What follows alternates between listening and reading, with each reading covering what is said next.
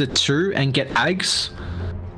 Otherwise, they're really going to struggle. Like, no AoE from Chen, no AoE from the Nyx, Ursa either, Dazzle either. Yeah, so this is a very good Chaos Knight game. I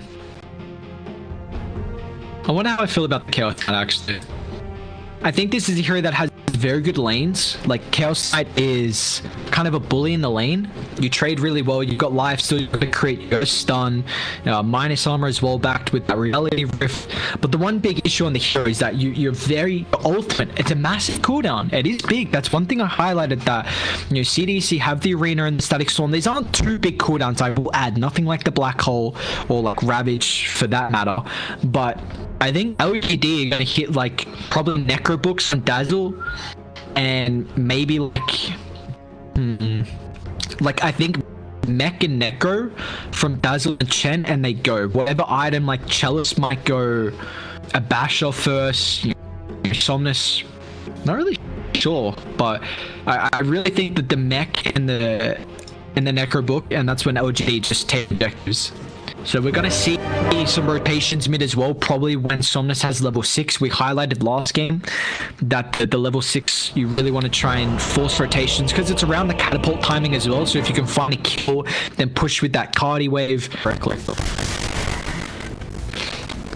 Looks like F5 is just going to try and cut the wave here.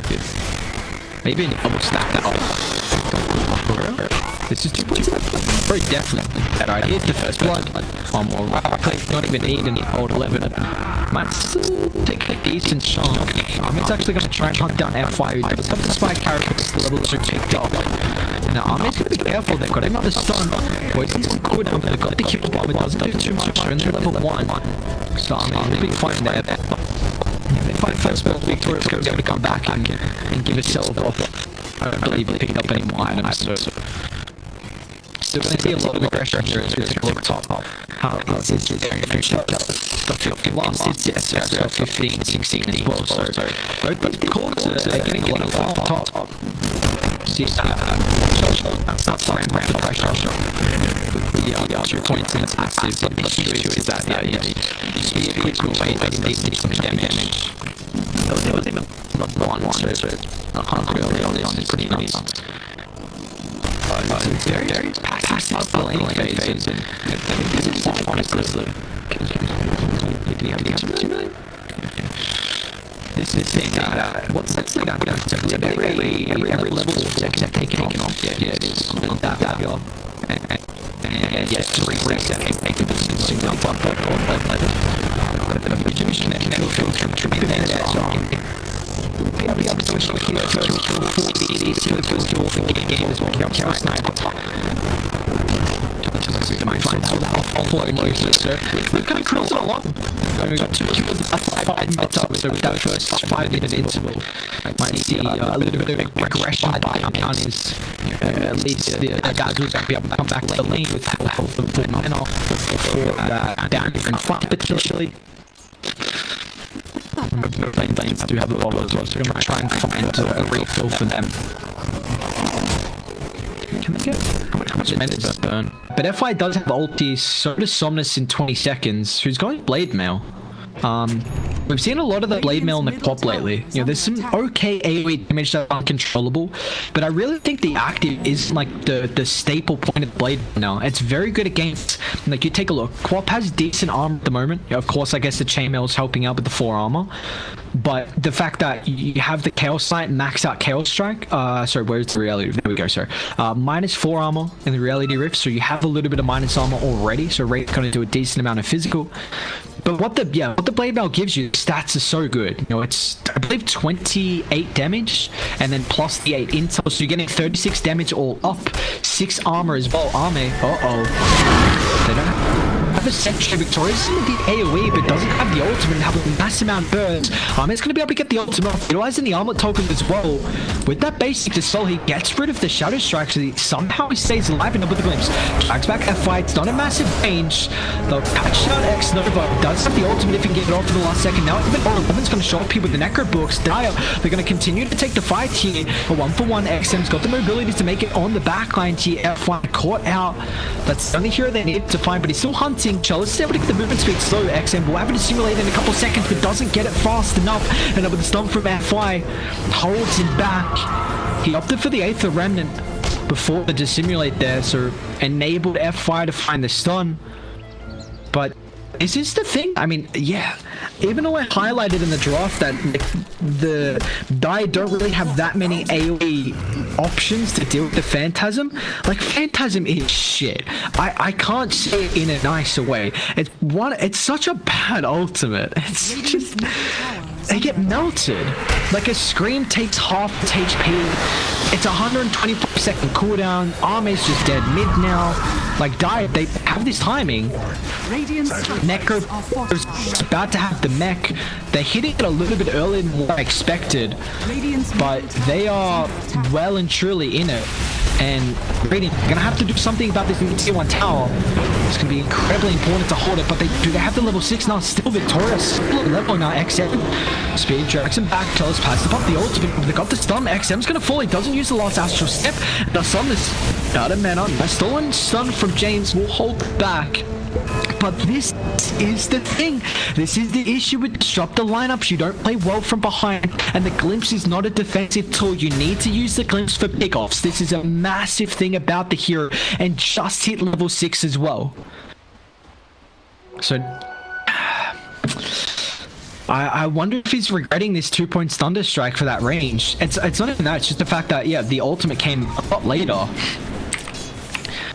Like, yeah, it's about a 3,000 experience lead. Yes, 2,000's big, but I'd say it's more important about the experience, where the supports now just got their levels.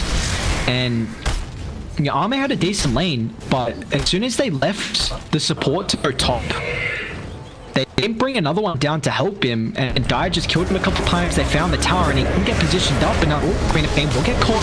Nice Sentinel Stomp, actually, it's going to hold back SRF, so Queen of Pain's going to be fine with the ultimate. It's not even going to need to be committed. It's a 2-for-1. They have to commit the ultimate here, but now they're going to disengage. They don't have the numbers advantage from the boys in CDC, but where's the fault lockdown? However, that's the question. Getting aggressive. Old 11 will force him back here. Chalice is still diving, though. He's got the status resistance. It's a big ultimate. Somnus cleans him up. It's a 2-second stun. Somnus might be in trouble with the grave. The heal coming up for the ultimate. The next Nova. It's an ultra kill from Somnus. They force out a couple of buybacks as well, but it's not going to matter. Constantly diving. They'll find James too. Ultimate drop of Victoria. It's a bit of a whiff there, unfortunately. And Dire, they just have so much sustain. They're even going to be able to TP FY back with full HP of the stun. Clips out the disruptor. Psg.Lgd absolutely steamrolling CDC at the moment. There is nothing they can do. James is going to end up falling as well. This is all before the mech. I'm absolutely mind blown. I honestly thought that we might see LGD have to play a little bit more passive for the next couple of minutes until the mech came out. But they know how strong they are. They know that Radiant have a lot bigger cooldowns that they're relying on. And just these long drawn out fights so much favor the Dire team. Like, I can't say it enough. You've got Shadow Wave almost maxed out on a 5.92 second cooldown. You know, Grave not very good early, but once you get those levels for the Dazzle, it's so important. And now you have Mech. I don't know where Radiant get the damage.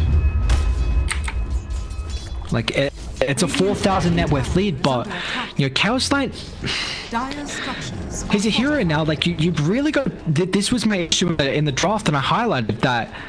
You've got to really win the lane, and if you don't do that, you will not be able to keep up in farm.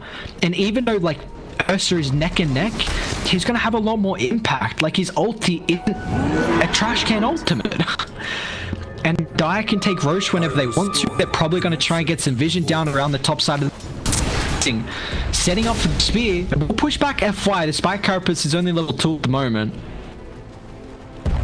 But FY's got the mobility, and Chalice is still trying to close the distance. Find the Vendetta break into the stun. It puts out a nice kinetic fill, but Chalice is able to jump through that. And we'll up finding that. And now another one. XM. Find him in the backline here. Really think, yeah, Dire. I mean, they've got the objective advantage. They really probably want to try in this tier 1 tower top, because then it will take away the TP point for Roshan. But they might even just walk in it now, honestly. Like, I don't think they care. He's got the ice armor. You can tank up with one of the chain creeps as well if need be.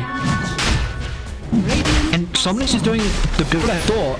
Yeah, I didn't think he was going to go Blade Mail this game, but it shows how strong of an ability, item I should say it is. Like, I really think you can't look at the Blade Mail active too much. I really think the stats is just super strong on the Queen of Pain. 36 damage, 6 armor. The active is also still very good. And there you go, Smoke's gonna pop.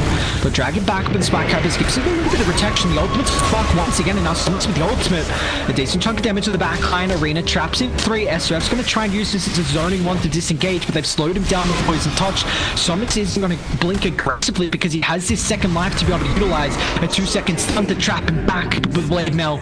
Ends up killing off the Rubik there, James, with the Scream stolen. And this is, yeah, First Ages. I mean, First Ages is always so important on the Earth, so this is a hero that just snowballs games. They even get a goddamn bounty. Juice it up a little bit. I give it for the bottle. You love to see it.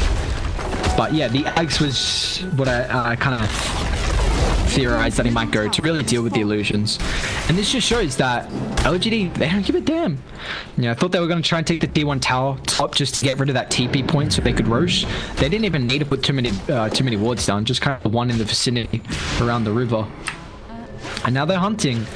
Next Sim's got a free TPR. But this net worth lead is just going to continue now from Dire. They'll get a very methodical gameplay coming out from them. Just slow this one down. I will still highlight that they very much struggle going high ground. The only way I can see Dai doing this successfully is if they don't have a good team fight lineup. This is still the one thing about the heroes. So they actually might struggle going high ground. This is probably the one thing that CDC is saying at the moment. Try and get whatever farm we can across the map. You know, we got good team fight ultimates. We can defend high ground. Radiant's top tower is falling. But Dai probably just gets some aggressive vision, make it so Radiant can't get outside the base, and they just farm up the map, and then they get this massive network advantage where Radiant just don't have the items to defend high ground, or they just smoke up, find a couple pickoffs, and then can take some objectives after it. So be careful, X-Nova. He's got a brother TPing forward as well. Army's playing a little bit too aggressively on the back line. They assassinate the Rubik, and the Army's going to be the next target as well. The Sonic Wave to drag him away from Old 11. They still have the Grave if need be, but just too protective of the tier 2. And, well, I was saying they're going to struggle going high ground. You feed them a couple kills like that, and they're going to freely walk up. I mean, they even got the Necro Book 3 with Chen creeps. What's the probability?